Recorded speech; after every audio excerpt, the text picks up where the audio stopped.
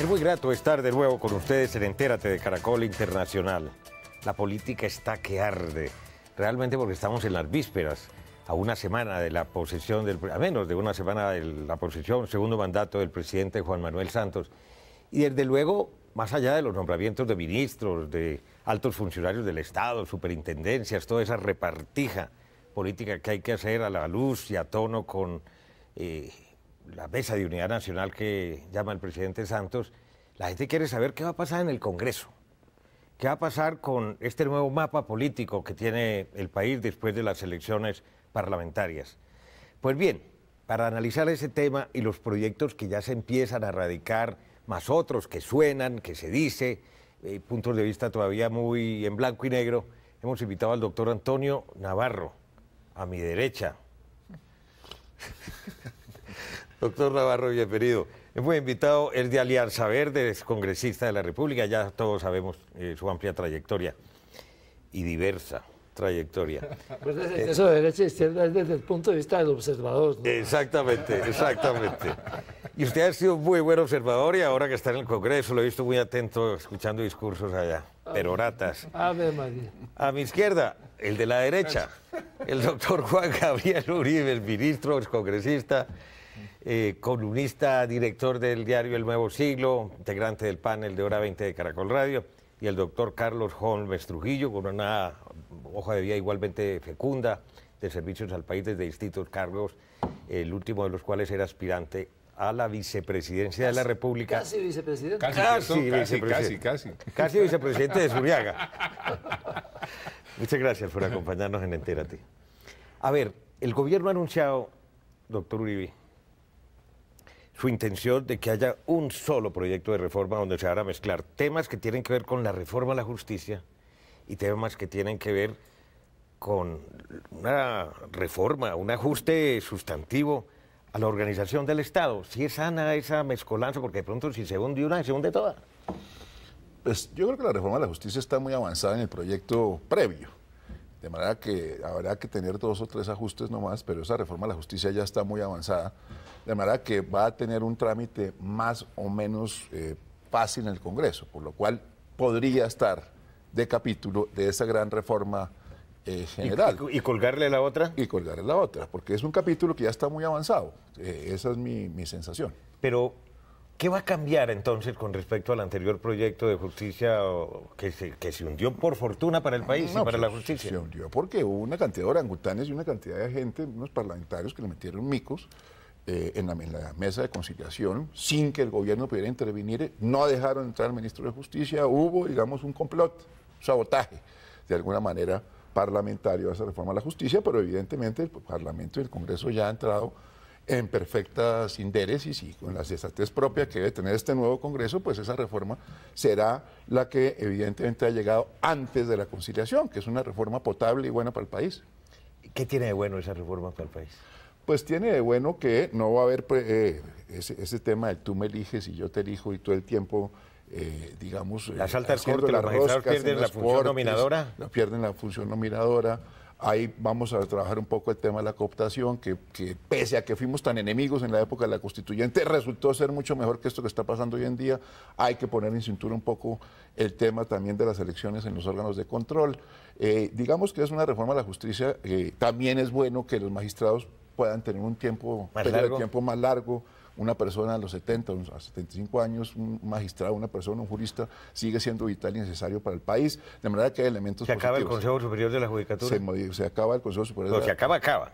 Por fin, porque cuando Álvaro Gómez propuso eso, era para que fuera una alta magistratura, de la gente más importante que había en la magistratura para administrar la justicia, ¿no? Y generar el aparato administrativo de la justicia. Y se volvió, fue un rosquerío espantoso. Bueno, y usted, doctor Navarro, que está estrenando Congreso. Reestrenando. Reestrenando, porque ¿ya había estado en qué año? Estuve del 98 al 2006. ¿Y le quedó gustando?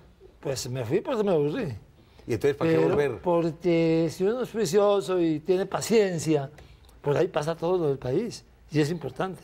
Pero hay que tener una paciencia de Chandy Po, eso sí. Es que lo he visto en algunas transmisiones de televisión, doctor Navarro, escuchando unas peroratas de algunos nuevones del Centro Democrático, que son nuevos en el ejercicio de su curul. Hablan más de perdido cuando aparece. Y esa es realmente la estrategia del Centro Democrático, doctor Carlos Holmes. Hablar, No, bloquear Danilo, los proyectos del gobierno o no. Hombre, ahí hay unos proyectos serios que ya se pusieron a consideración del Congreso, que van a suscitar debate en el Parlamento y en la opinión pública, y la idea de Centro Democrático es demostrar las bondades del funcionamiento como bancada de una representación parlamentaria. Va a ser muy productiva la tarea de Centro Democrático, yo no tengo duda. Ojalá. Pero digamos, no se van a oponer por oponerse, porque todo lo que venga del gobierno hay que bloquearlo como de lugar. No, de ninguna manera. De ninguna manera.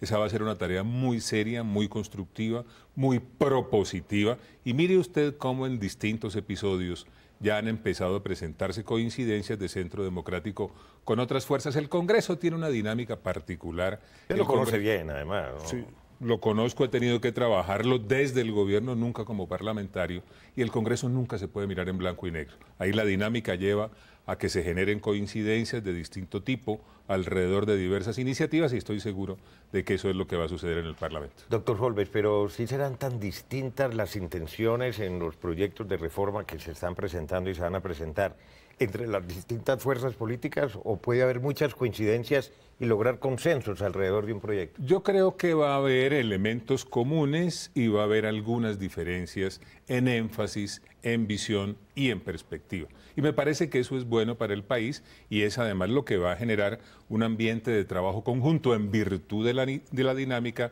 que tiene el Parlamento entre distintas fuerzas. Doctor Navarro, usted ha sido un hombre propositivo siempre. ¿Desde su bancada van a presentar también algunos textos o van a complementar? ¿O cuál va a ser la actitud de Alianza Verde? Bueno, lo primero es que ya se han presentado 120 proyectos de origen parlamentario. Yo no sé por qué aquí se volvió un mecanismo de medición de lo bueno que es alguien por temas proyectos presentes. Pues hay 120 proyectos escritos sobre lo divino y lo humano, de todos los grupos. Ahí nos incluimos nosotros. Nosotros hemos presentado solo 2. Uno, precisamente en ese tema de la justicia, para que no puedan ir de un lado a otro, se llama pues la puerta giratoria.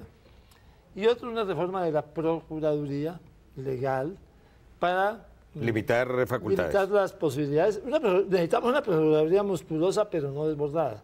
Eso lo hemos presentado nosotros, pero estamos, por supuesto, muy metidos en una serie de temas muy importantes. O sea, van a corregir en el caso de la Procuraduría, y perdóneme, lo que ustedes hicieron en la Constitución del 91 y después con el Código Único Disciplinario. El Código Único es el que desbordó la Procuraduría. Así es. Pero con el visto bueno de ustedes también. Pero no, pero bueno, también, bueno, está bien, aquí nadie vamos a decir que no. Pero el Código Único fue el que desbordó la Procuraduría. La Constitución lo que permite es que sea en última instancia. Eso es lo único que habría que corregir, que haya una doble instancia, una segunda instancia. Y que esa segunda instancia sea de carácter judicial. Sí, que sea de carácter judicial. Que sea un juez. Sí, exactamente, que sea un tribunal, para que estemos en concordancia con la legislación internacional al respecto. Pero donde sí hay que acotar a la Procuraduría es en el Código Disciplinario, que es ley. Hay 76 causales en el último conteo que hicimos, por los cuales el procurador puede destituir a cualquier funcionario público. Eso es demasiado. Para casos de corrupción, cierto. Para casos de abusos de poder, cosas obviamente graves. Pero hay que agotar eso. Pero sí hay otra cantidad de temas importantes. Vemos que el gobierno le ha dado mucho énfasis al tema de lo que se llama el restablecimiento del equilibrio de poderes con la no reelección. Pero hay temas que tienen entre el tintero y que son muy importantes. Vamos a hacer una reforma educativa importante, sí o no. Una reforma a la salud, sí o no. Una reforma a la salud, sí o no. Y hacer la reforma de educación como la hizo la señora Bachelet, al derecho. Esta reforma educativa vale este dinero. Una reforma tributaria para conseguir el dinero y entonces la reforma educativa. Pero si vamos a empezar a ponerle parches, que saquemos un arbolito de Navidad que se le cuelga. No sé qué. No, hagamos esto seriamente. Nos parece que en eso el gobierno tiene un poco la aguja pegada. Creo que hay un consenso nacional de la necesidad de un salto adelante de la educación y no vemos todavía nada claro en ese terreno, por ejemplo. Bueno, a ver, ahondando, doctor Uribe, en el tema de la Procuraduría, ¿el gobierno cree usted que comparte realmente esa limitación o reglamentación de las funciones aparentemente demasiado poderosas y hasta arbitrarias en algunos casos de las facultades del procurador? Sí, indudablemente, digamos, la Procuraduría llegó a un ejercicio constitucional, es decir, lo que ha hecho el procurador deviene de la Constitución y del Código Disciplinario, y al hacer el ejercicio constitucional se demostró que era en exceso poderoso la Procuraduría.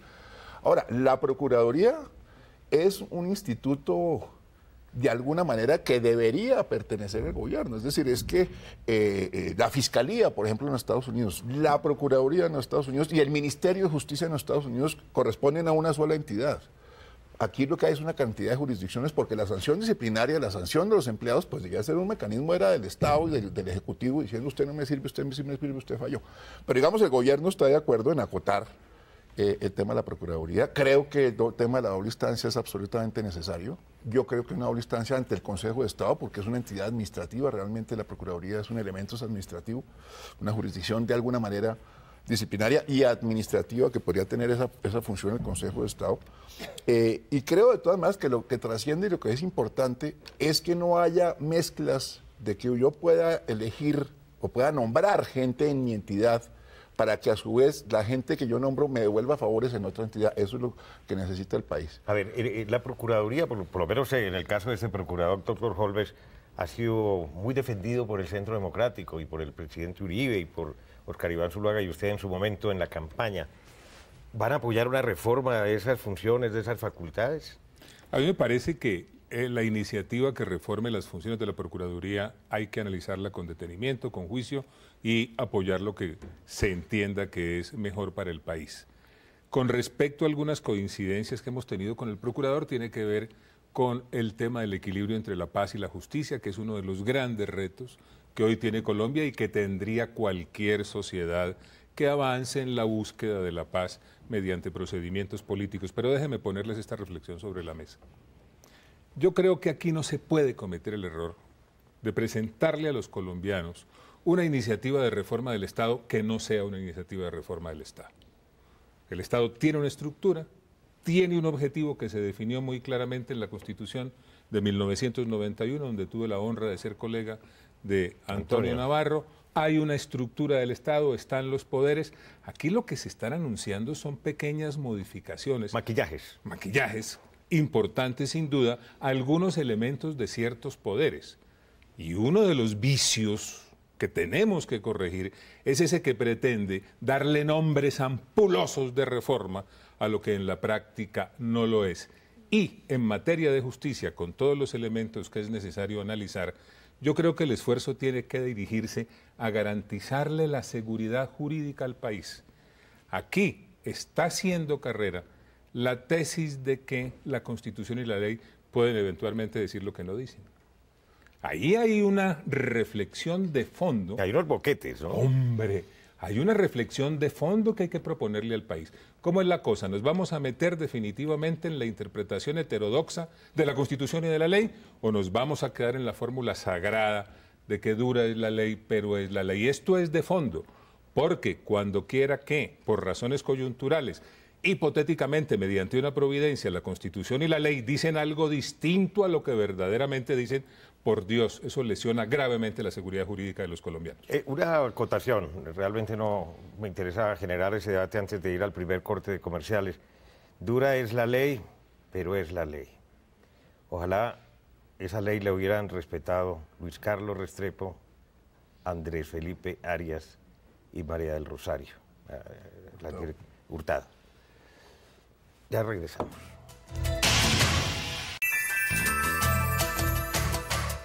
Regresamos en Entérate de Caracol Internacional con nuestros tres analistas. En resumen, en cuanto a este punto se refiere, ¿cuántas reformas sustantivas, vertebrales? Por ejemplo, lo que el doctor Holves ha mencionado, lo que ha mencionado el doctor Uribe, lo que usted dice de la educación, de la salud, reforma de la justicia, reforma para que haya seguridad jurídica y no se puedan aprovechar hábilmente ciertos vacíos y indefiniciones. ¿Qué más podríamos esperar que saliera? La discusión más gruesa inicial va a ser sobre el tema de reelección presidencial. Claro. ¿Sí o no a la reelección presidencial? Pues ese cambio, ese articulito, como se dijo, ¿no? Era un maquillaje en ese momento, ese articulito que ha generado una cantidad de dificultades. Yo estoy diciendo que el presidente Santos de algún modo ha hecho una culpa y ha entendido que la reelección le da una ventaja muy difícil de superar al presidente que quiera reelegirse. Miren, en las elecciones norteamericanas, que tienen reelección por un periodo desde hace ya casi un siglo, solamente 2 presidentes no se han reelegido, y se han reelegido muchos presidentes malos. Oye, Antonio, una precisión. Se han elegido 44 y se han reelegido 17. Ese es el balance histórico de la institución en los Estados Unidos. No, pero porque no se han presentado, pero han perdido la reelección. No, y algunos han perdido la reelección. Pero muy pocos.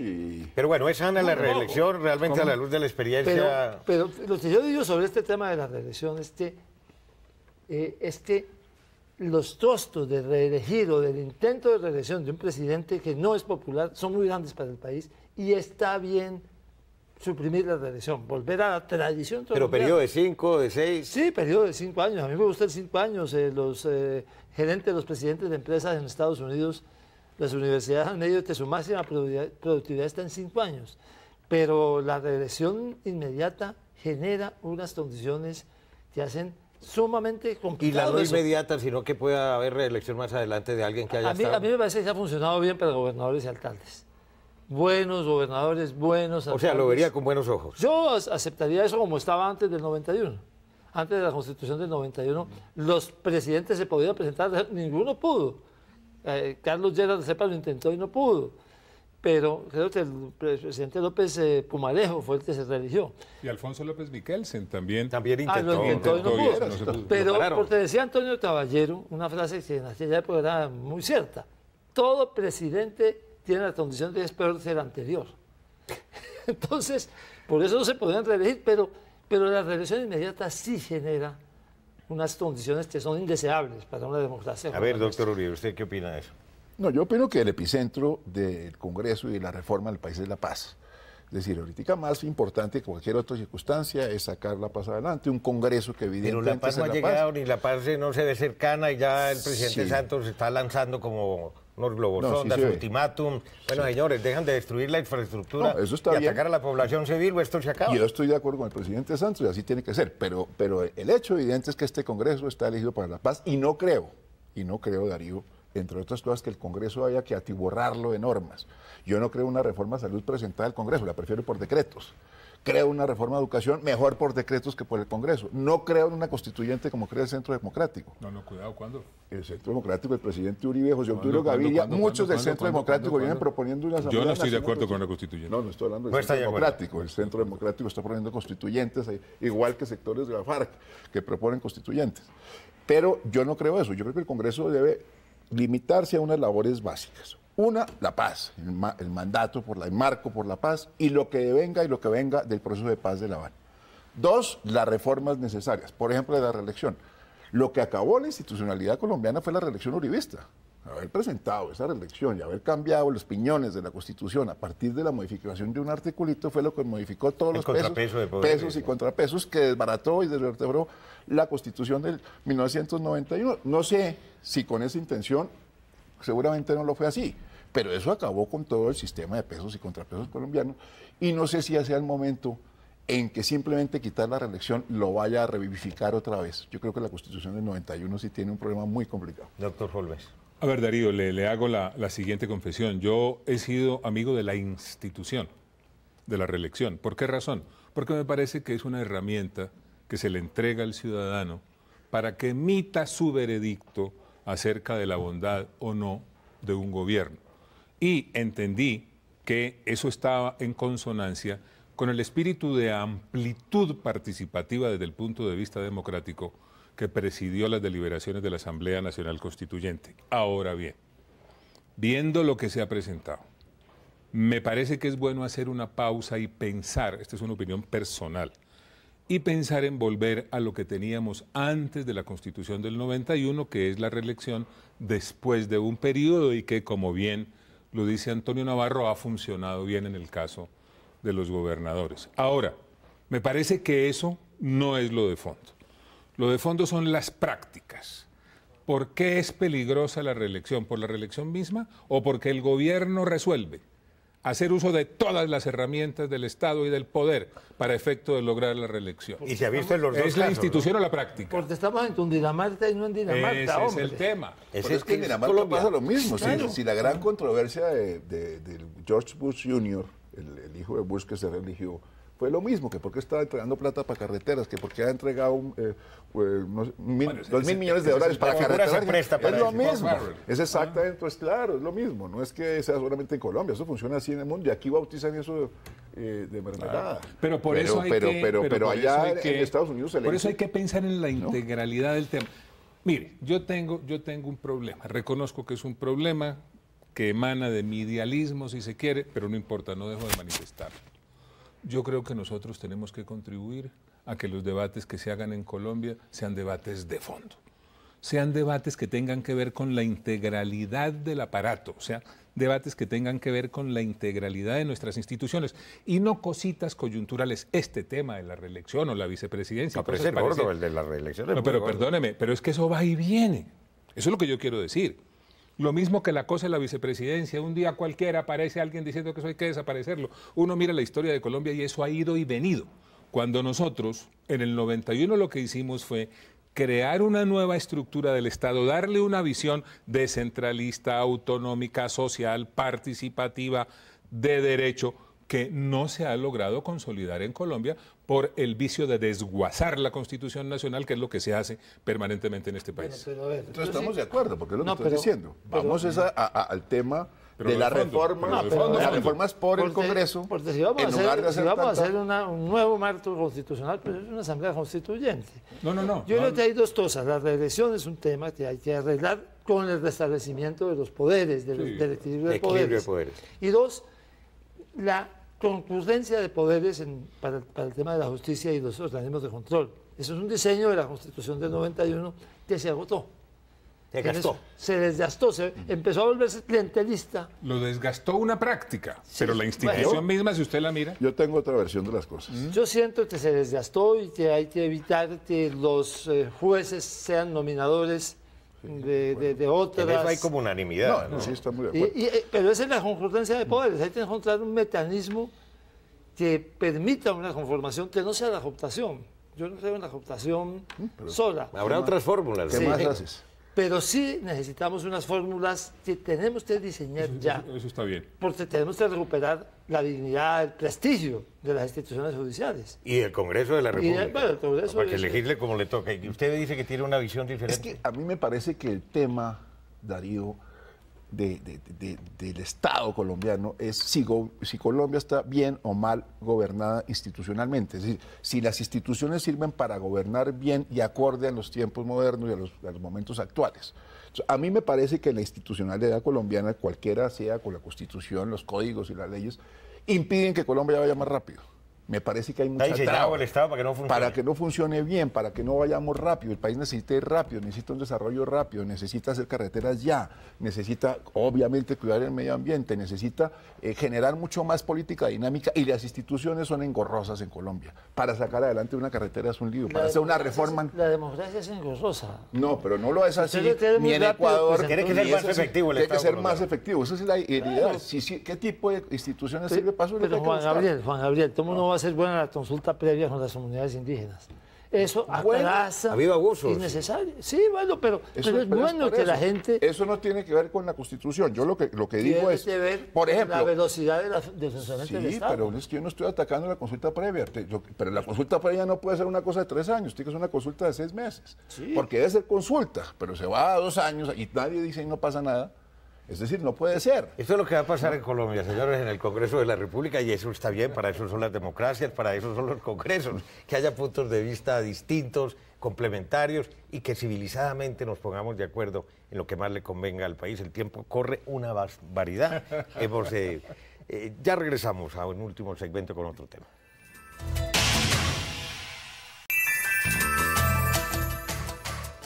Estamos de regreso en Entérate este 4 de agosto. Comienza el Festival de Cine de Santander. Por eso hablamos con su directora, Erika Tatiana Salazar. Aquí está nuestra conversación. ¿Cuándo va a ser ese festival, Erika? Vamos del 4 al 9 de agosto. 4 al 9 de agosto. Son 32 países invitados. ¿Cuántas proyecciones de películas?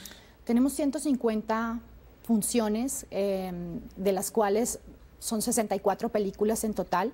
De estas 64 hay alrededor de 24 estrenos nacionales.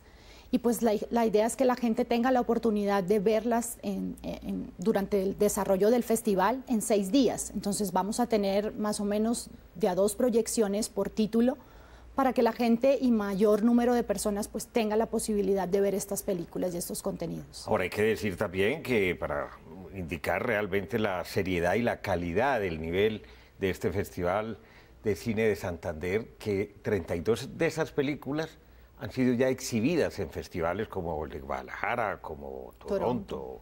Exactamente. O sea que son películas realmente tanto colombianas como extranjeras. Sí, correcto. Correcto. Digamos que la gran apuesta del festival este año fue por organizar mejor sus secciones, poder ofrecerle al público mejores contenidos. Por esto viajamos desde hace ya algunos años por festivales internacionales, contamos con un equipo curador y programador especializado que nos ayuda a hacer la gestión con estos títulos, porque muchos de estos títulos no van a llegar a salas comerciales. Y ese creo que es uno de los grandes valores que tienen los festivales de cine en Colombia y en cualquier parte del mundo, traer al público contenidos independientes de autor que normalmente no se podrían ver sin estos espacios. ¿Hay buena afición por el cine? ¿Realmente hay una tradición de ver buen cine en Bucaramanga? Sí, muchísimo. De hecho, a nosotros mismos nos ha sorprendido el auge y el cariño que la gente de Santander le ha demostrado al festival. Pues pasamos de hace solo 5 años de tener 500 asistentes a el año pasado inmediatamente tener 33.000 espectadores. Entonces creo que esto demuestra el interés de la gente por el cine diferente y el valor que le da a estos espacios culturales. Además pienso que hay un factor diferenciador con otros festivales de cine, el de Bogotá o el de Cartagena, por ejemplo, y es la manera como ustedes están vinculando niños y jóvenes a esta iniciativa. Sí, correcto. Digamos que aparte de lo que se plantea con las secciones y las muestras, nos hemos enfocado mucho en la parte social. Digamos que el festival arranca como un proyecto para ofrecerle a la gente la posibilidad en general de asistir al evento. Arrancamos hace 2 años con un proyecto que se denomina Semilleros de Cineastas y a través de él vinculamos a niños y jóvenes de colegios de Bucaramanga y su área metropolitana en un proceso que va desde la apreciación hasta la realización cinematográfica. El año pasado inmediatamente tuvimos 8.000 niños de 20 colegios, los cuales este año ya entran a formarse en el área audiovisual para finalmente el año entrante realizar una primera muestra de proyectos audiovisuales. Propios. Propios. Qué maravilla. ¿Quién está financiando realmente este festival? Bueno, el festival es un festival de muchas voluntades, de muchos apoyos. Contamos, por supuesto, con las alcaldías del área metropolitana, con la Gobernación de Santander, con empresas santandereanas que han ido creyendo en el proyecto, que le invierten sobre todo para llevar a estos niños y a esta gente a que disfruten del festival. Además es un festival gratuito en todas sus actividades y funciones.